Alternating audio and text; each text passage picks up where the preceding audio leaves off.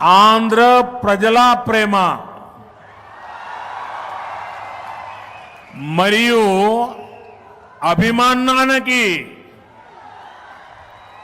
నా కృతజ్ఞతలు నా అభిమానాన్ని చూపినచే అవకాశం ఇప్పుడు లభించింది। मैं सबसे पहले सीमाचलम वरालक्ष्मी नरसिम्हा स्वामी को प्रणाम करता हूं। आंध्र प्रदेश गवर्नर श्री सैयद अब्दुल नजीर गारू, जननेता मुख्यमंत्री श्री चंद्रबाबु नायडू गारू, नेता मरियु अभिनेता डिप्यूटी सीएम पवन कल्याण गारू, కేంద్ర ప్రభుత్వంలో నా సహచర మంత్రులు, రాష్ట్ర మంత్రులు, ఎంపీలు, ఎమ్మెల్యేలు మరియు ఇతర ప్రముఖులు, సోదర సోదరీమణులు, ఆంధ్రప్రదేశ్ రాష్ట్ర ప్రజల ప్రేమ మరియు అభిమానానికి నా కృతజ్ఞతలు। నా అభిమానం చూపించే అవకాశం ఇప్పుడు నాకు లభించింది। ముందుగా మనం సింహాచలం వరాహ లక్ష్మీ నరసింహస్వామి వారికి నేను నమస్కరిస్తున్నాను। साथियों, आप सबके आशीर्वाद से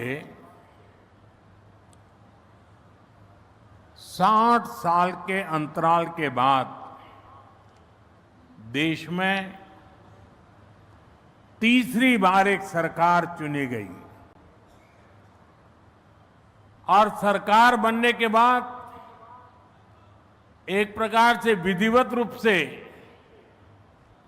मेरा ये पहला कार्यक्रम है और जो शानदार स्वागत सम्मान आपने किया,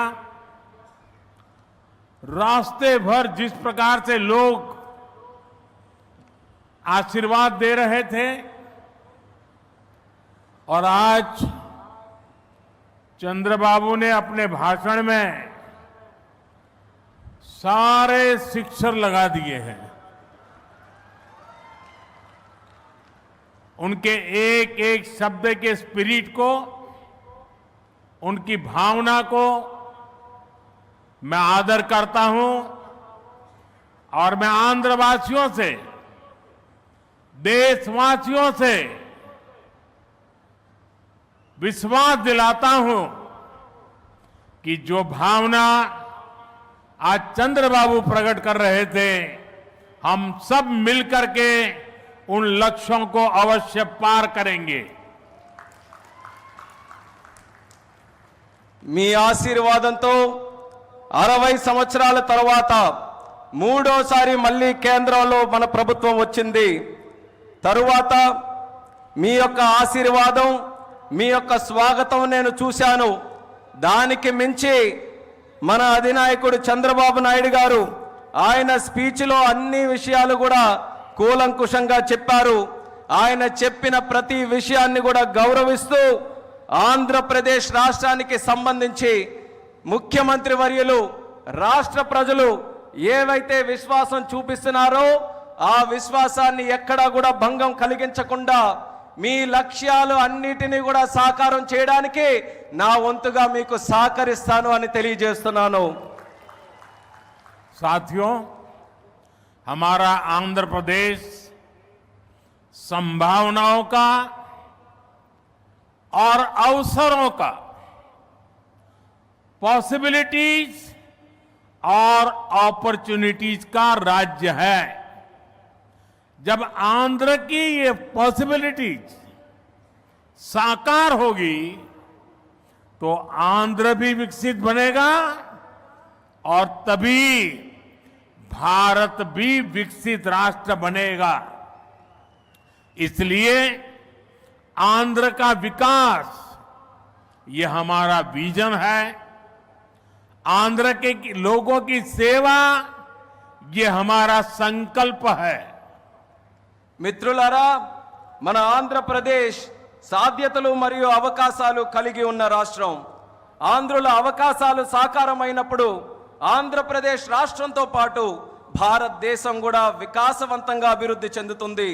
అందుకనే ఆంధ్రప్రదేశ్ రాష్ట్రం తాలూకా అభివృద్ధి మా విజన్, ఆంధ్ర ప్రజల సేవే మా సంకల్పం. आंध्र प्रदेश ने 2047 तक राज्य को करीब करीब 2.5 ट्रिलियन डॉलर की इकोनॉमी बनाने का लक्ष्य रखा है. इस विजन को साकार करने के लिए चंद्रबाबू गारू की सरकार ने स्वर्ण आंध्र एट 2047 की पहल की है. इसमें केंद्र की एनडीए सरकार भी आंध्र प्रदेश के हर लक्ष्य के साथ कंधे से कंधा मिलाकर चल रही है. इसलिए केंद्र सरकार लाखों करोड़ की योजनाओं में आंध्र को विशेष प्राथमिकता दे रही है. 2047 సంవత్సరం కల్లా ఆంధ్రప్రదేశ్ రాష్ట్రంలో $2.5 ట్రిలియన్ ఆర్థిక వ్యవస్థగా తయారు అవ్వాలని లక్ష్యం పెట్టింది. ఈ విజన్ సాకారం చేసేందుకు చంద్రబాబు నాయుడు గారి ప్రభుత్వం స్వర్ణాంధ్ర 2047 అనే కార్యక్రమానికి శ్రీకారం చుట్టింది. ఈ లక్ష్యాన్ని చేరుకోవడానికి కేంద్రంలో ఉన్న ఎన్డీఏ ప్రభుత్వం ఆంధ్రప్రదేశ్ రాష్ట్రంతో పాటు భుజంతో భుజం తోడై ముందుకు నడుస్తుంది. అందుకే లక్షల కోట్ల పథకాలతో కేంద్ర ప్రభుత్వం ఆంధ్రపై ప్రత్యేక దృష్టి సారించి ప్రాధాన్యత కూడా ఇస్తుంది. आज यहां 2 लाख करोड़ रुपए से ज्यादा के प्रोजेक्ट का उद्घाटन और शिलान्यास किया गया है. ये प्रोजेक्ट्स आंध्र प्रदेश को विकास को नई ऊंचाई देंगे. मैं इन डेवलपमेंट प्रोजेक्ट के लिए आंध्र प्रदेश समेत पूरे देश को बधाई देता हूं. साथियों, आंध्र प्रदेश अपने इनोवेटिव नेचर के कारण आईटी और टेक्नोलॉजी का इतना बड़ा हब है. अब समय है आंध्र नई फ्यूचरिस्टिक टेक्नोलॉजीज का सेंटर बने. जो टेक्नोलॉजीज अभी डेवलप ही हो रही है, हम अभी से उनमें लीड लें. आज ग्रीन हाइड्रोजन का इस्तेमाल ये ऐसा ही उभरता हुआ क्षेत्र है. ఈ రోజు 2 లక్షల కోట్ల రూపాయలకు పైగా విలువైన ప్రాజెక్టులు ఇక్కడ ప్రారంభించడం మరియు శంకుస్థాపన చేయడం జరుగుతుంది. ఈ ప్రాజెక్టులు ఆంధ్రప్రదేశ్ అభివృద్ధిని సరికొత్త శిఖరాలకి చేరబోతుంది. ఈ అభివృద్ధి కార్యక్రమాలతో ఆంధ్రప్రదేశ్తో పాటు యావత్ భారతదేశానికి కూడా నా తరపున అభినందనలు తెలియజేసుకుంటున్నాను. మిత్రులారా, ఆంధ్రప్రదేశ్ రాష్ట్ర ప్రజల తాలూకా సృజనాత్మకత వల్ల ఆంధ్రప్రదేశ్ రాష్ట్రం ఐటీ మరియు సాంకేతికతకు ఒక పెద్ద కేంద్రంగా మారింది. ఇప్పుడు సమయం వచ్చింది ఆంధ్రప్రదేశ్ రాష్ట్రం సరికొత్త టెక్నాలజీస్కు కేంద్ర బిందువుగా మారాలి. ఈ కొత్తగా అభివృద్ధి చెందుతున్నటువంటి టెక్నాలజీస్కి ఆంధ్రప్రదేశ్ రాష్ట్రం సారథ్యం వహించాలి. నేడు గ్రీన్ హైడ్రోజన్ టెక్నాలజీ కూడా అటువంటి ఎదుగుతున్నటువంటి ఒక రంగమే. देश ने 2023 में नेशनल ग्रीन हाइड्रोजन मिशन की शुरुआत की थी. हमारा लक्ष्य है 2030 तक 5 million metric tons green hydrogen का प्रोडक्शन. इसके लिए शुरुआती चरण में 2 ग्रीन हाइड्रोजन हब स्थापित होंगे, जिनमें से एक हमारा विशाखापट्टनम है. దేశంలో 2023లో నేషనల్ గ్రీన్ హైడ్రోజన్ మిషన్ను మనం ప్రారంభించడం జరిగింది. మా లక్ష్యం 2030 నాటికి 5 మిలియన్ మెట్రిక్ టన్నుల గ్రీన్ హైడ్రోజన్ని మన దేశంలో ఉత్పత్తి చేయాలి. దీనికోసం ప్రారంభ దశలోనే 2 గ్రీన్ హైడ్రోజన్ ల్యాబ్ని మనం ఏర్పాటు చేయబోతున్నాం. అందులో ఒకటి మన విశాఖపట్నం నగరం అని తెలియజేస్తున్నాను. भविष्य में विशाखापट्टनम दुनिया के उन गिने चुने शहरों में होगा जहां इतने बड़े स्केल पर ग्रीन हाइड्रोजन प्रोडक्शन की फैसिलिटी होगी। इस ग्रीन हाइड्रोजन हब से अनेक जॉब अपॉर्चुनिटीज तैयार होगी। साथ ही आंध्र प्रदेश में मैन्युफैक्चरिंग इकोसिस्टम भी डेवलप होगा। साथियों, आज मुझे नक्कापल्ली में बल्क ड्रग पार्क प्रोजेक्ट का शिलान्यास करने का अवसर भी मिला है। आंध्र प्रदेश देश के उन 3 राज्यों में से एक है जहां इस तरह के पार्क की स्थापना की जा रही है। इस पार्क में मैन्युफैक्चरिंग और रिसर्च के लिए बेहतरीन इंफ्रास्ट्रक्चर तैयार किया जाएगा। इससे इन्वेस्टर्स का उत्साह बढ़ेगा और यहां की फार्मा कंपनियों को फायदा होगा। భవిష్యత్తులో పెద్ద ఎత్తున గ్రీన్ హైడ్రోజన్ ఉత్పత్తి చేసే నగరాలలో ఒకటిగా మన విశాఖపట్నం ఉండబోతుంది। ఈ గ్రీన్ హైడ్రోజన్ హబ్ ద్వారా అనేక ఉద్యోగ అవకాశాలు సృష్టించబడతాయి। దీంతో ఆంధ్రప్రదేశ్లో మ్యానుఫ్యాక్చరింగ్ వ్యవస్థ కూడా అభివృద్ధి చెందబోతుంది। మిత్రులారా, ఈ రోజు అనకాపల్లి పార్లమెంటులో ఉండే నక్కపల్లిలో బల్క్ డ్రగ్ పార్క్ కు కూడా శంకుస్థాపన చేసే అవకాశం నాకు కలిగింది। దేశంలో 3 రాష్ట్రాలలో ఈ తరహాలో పార్కులు ఏర్పాటు చేయబడుతున్నాయి। అందులో ఆంధ్రప్రదేశ్ ఉండడం నాకు చాలా ఆనందంగా ఉంది। ఈ పార్కులో మ్యానుఫ్యాక్చరింగ్ మరియు పరిశోధన కోసం అద్భుతమైన మౌలిక సదుపాయాలు ఏర్పాటు చేయడం జరుగుతుంది। దీనివల్ల పెట్టుబడిదారుల్లో ఆసక్తి పెరుగుతుంది మరియు ఫార్మాసిటీ కంపెనీలకి కూడా చాలా ఉపయోగపడుతుందని తెలియజేస్తున్నాను। साथियों, हमारी सरकार अर्बनाइजेशन को एक अपॉर्चुनिटी के रूप में देखती है और हम आंध्र को न्यू एज अर्बनाइजेशन का एक उदाहरण बनाना चाहते हैं। इसी विजन को साकार करने के लिए आज कृष्णापट्टनम इंडस्ट्रियल एरिया यानी क्रिस सिटी का फाउंडेशन स्टोन रखा गया है। ये smart city Chennai Bengaluru industrial corridor का हिस्सा बनेगी। इससे आंध्र में थाउजेंड्स ऑफ करोड़ का इन्वेस्टमेंट आएगा और लाखों इंडस्ट्रियल जॉब तैयार होगी। మిత్రులారా, మా ప్రభుత్వం పట్టణీకరణకు ఒక అవకాశంగా చూస్తుంది। అలానే మన ఆంధ్రప్రదేశ్ రాష్ట్రం నవయుగ పట్టణీకరణకు ఉదాహరణగా ఉండబోతుంది। ఈ విజన్ సాకారం చేసేందుకు నేడు కృష్ణపట్నం ఇండస్ట్రియల్ ఏరియా అంటే క్రిస్ సిటీ శంకుస్థాపన కూడా చేయడం జరుగుతుంది। చెన్నై బెంగళూరు ఇండస్ట్రియల్ కారిడోర్లో ఈ స్మార్ట్ సిటీ ఒక భాగం అవ్వబోతుంది। ఆంధ్రప్రదేశ్లో దీని వల్ల వేల కోట్ల రూపాయలు పెట్టుబడులతో పాటు పారిశ్రామిక ఉద్యోగ అవకాశాలు కూడా పెరుగుతున్నాయని తెలియజేస్తున్నాను। साथियों, आंध्र प्रदेश को पहले से श्री सिटी के रूप में मैन्युफैक्चरिंग हब का फायदा मिल रहा है। हमारा प्रयास है कि आंध्र प्रदेश इंडस्ट्रियल और मैन्युफैक्चरिंग के क्षेत्र में देश के टॉप स्टेट्स में शामिल हो। मैन्युफैक्चरिंग को बढ़ावा देने के लिए हमारी सरकार पीएलआई जैसी स्कीम्स चला रही है। इसका परिणाम यह है कि आज कई प्रोडक्ट्स की मैन्युफैक्चरिंग में भारत की गिनती दुनिया के टॉप कंट्रीज में होने लगी है। మిత్రులారా, ఆంధ్రప్రదేశ్లో నేడు శ్రీ సిటీ రూపంలో తయారీ రంగం యొక్క ఉపయోగం ప్రజలకు అందుతుంది।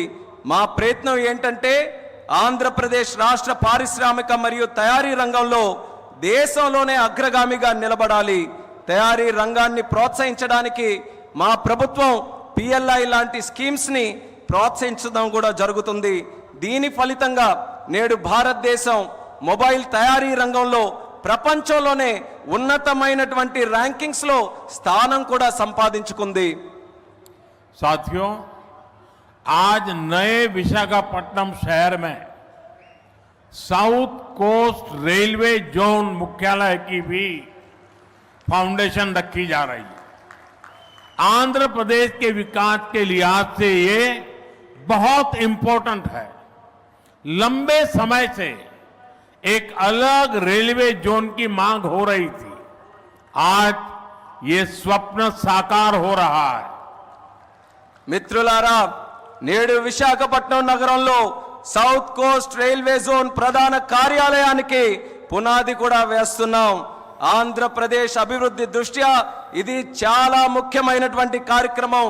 ప్రత్యేక రైల్వే జోన్ కావాలన్న డిమాండ్ చాలా కాలంగా ఉంది. అటువంటి ఈ కళ, ఈ చిరకాల కోరిక ఈ రోజు నెరవేరబోతుందని తెలియజేసుకుంటున్నాను.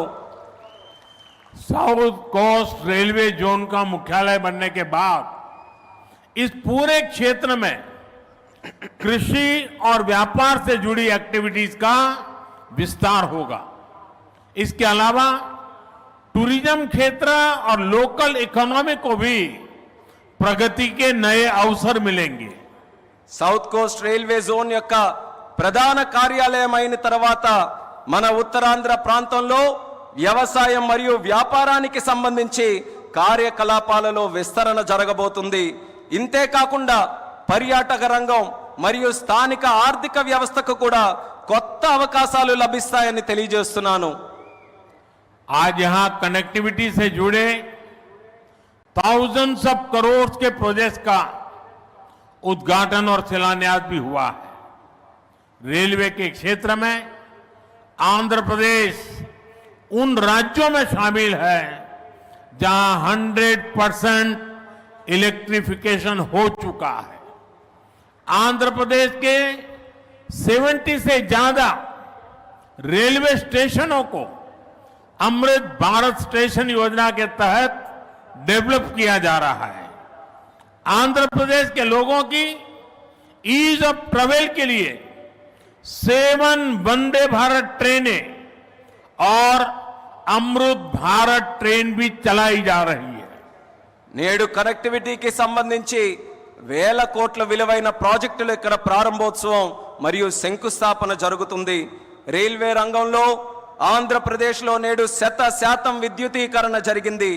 ఆంధ్రప్రదేశ్లోని 70కి పైగా రైల్వే స్టేషన్లు అమృత్ భారత్ స్టేషన్ల కింద అభివృద్ధి చేయబడుతున్నాయి. ఆంధ్రప్రదేశ్ ప్రజల ప్రయాణ సౌలభ్యం కోసం 7 వందే భారత్ రైళ్లు అలాగే అమృత్ భారత్ ట్రైన్లు కూడా నడిపిస్తున్నామని తెలియజేస్తున్నాను. साथियों, आंध्र में ये infrastructure revolution, better connectivity, better सुविधाएं, इनसे पूरे प्रदेश का लैंडस्केप बदलेगा. इससे ईज ऑफ लिविंग और ईज ऑफ डूइंग बिजनेस बढ़ेगा. यही विकास आंध्र की करीब $2.5 ट्रिलियन इकोनॉमी का आधार बनेगा. साथियों, विशाखापट्टनम और आंध्र प्रदेश के कोस्ट सैकड़ों वर्षों से भारत के ट्रेड का गेटवे रहे हैं. आज भी विशाखापट्टनम का उतना ही महत्व है.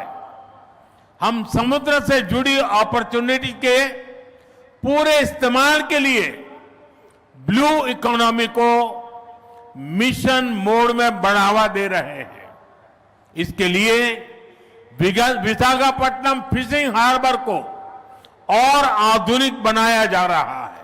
మిత్రులారా, ఆంధ్రాలో ఈ మౌలిక సదుపాయాల విప్లవంతో పాటు మెరుగైన కనెక్టివిటీ, మెరుగైన సౌకర్యాల వల్ల ఆంధ్రప్రదేశ్ రాష్ట్ర ముఖ చిత్రం కూడా మారబోతుంది. దీనివల్ల జీవన సౌలభ్యం, వ్యాపార సౌలభ్యం కూడా పెరగబోతుంది. ఇది ఆంధ్ర యొక్క దాదాపు $2.5 ట్రిలియన్ ఆర్థిక వ్యవస్థకు పునాది కాబోతుంది. మిత్రులారా, విశాఖపట్నం మరియు ఆంధ్రప్రదేశ్లో ఉన్నటువంటి తీర ప్రాంతాలు వందల సంవత్సరాలుగా భారతీయ వాణిజ్యంలో పాలు పంచుకున్నాయి. నేటికి విశాఖపట్నానికి అదే ప్రాముఖ్యత ఉందని కూడా తెలియజేస్తున్నాను. సముద్ర సంబంధిత అవకాశాలు పూర్తిగా వినియోగించుకోవడానికి బ్లూ ఎకానమీని మిషన్ మోడ్లో ముందుకు నడిపించబోతున్నాం. ఇందుకోసం విశాఖపట్నంలో ఉన్నటువంటి షిప్పింగ్ హార్బర్ని కూడా మరింత ఆధునీకరిస్తబోతున్నామని ఈ సందర్భంగా తెలియజేస్తున్నాను. आंध्रा के हमारे फिशरीज से जुड़े भाई बहनों की इनकम और बिजनेस बढ़े, हम इस दिशा में पूरी संवेदनशीलता से काम कर रहे हैं. हमने फिशरमैन को किसान क्रेडिट कार्ड जैसी सुविधाएं उपलब्ध कराई है. हम समुद्र में सुरक्षा के लिए भी अहम कदम उठा रहे हैं. साथियों, हमारा प्रयास है कि देश के हर सेक्टर में inclusive and all round development होना चाहिए ताकि विकास का फायदा हर वर्ग को मिले. इसके लिए एनडीए सरकार समृद्ध और आधुनिक आंध्र प्रदेश के निर्माण के लिए प्रतिबद्ध है. आज जिन प्रोजेक्ट का शुभारंभ हो रहा है उससे आंध्र के लोगों की समृद्धि सुनिश्चित होगी. मैं एक बार फिर इन प्रोजेक्ट के लिए आप सभी को बहुत बहुत बधाई देता हूं. ఆంధ్రాలో మత్స్యకార సోదర సోదరీమణుల ఆదాయం మరియు వ్యాపారం పెరిగే విధంగా పూర్తి నిబద్ధతతో మేము పనిచేయబోతున్నాం. దీనికోసం మత్స్యకారులకి కిసాన్ క్రెడిట్ కార్డు వంటి సౌకర్యాలు కూడా కల్పించాం. సముద్రంలో భద్రత కోసం ముఖ్యమైనటువంటి చర్యలు కూడా తీసుకోబోతున్నాం. మిత్రులారా, దేశంలోని ప్రగతి రంగంలో అందరినీ కలుపుకొని పోవడమే మా తాలూకా ప్రయత్నం. అభివృద్ధి జరగాలి, తద్వారా ప్రతి వర్గానికి అభివృద్ధి తాలూకా ఫలాలు అందాలి. ఇదే మా సంకల్పం. ఇందుకోసం ఎన్డీఏ ప్రభుత్వం సుసంపన్నమైన ఆధునిక ఆంధ్రప్రదేశ్ను సృష్టించబడ్డానికి కట్టుబడి ఉందని కూడా తెలియజేస్తున్నాను. నేడు ప్రారంభించే ప్రాజెక్టులు ఆంధ్ర ప్రజల భవిష్యత్తుకు మరియు వారి శ్రేయస్సుకు మేలు చేయబోతున్నాయి. ఈ ప్రాజెక్టుల కోసం మీ అందరికీ కూడా మరొక్కసారి నా హృదయపూర్వక అభినందనలు తెలియజేసుకుంటున్నాను. ధన్యవాదాలు. आप सबका बहुत बहुत धन्यवाद. అందరికీ కూడా మరొక్కసారి నా హృదయపూర్వక ధన్యవాదాలు.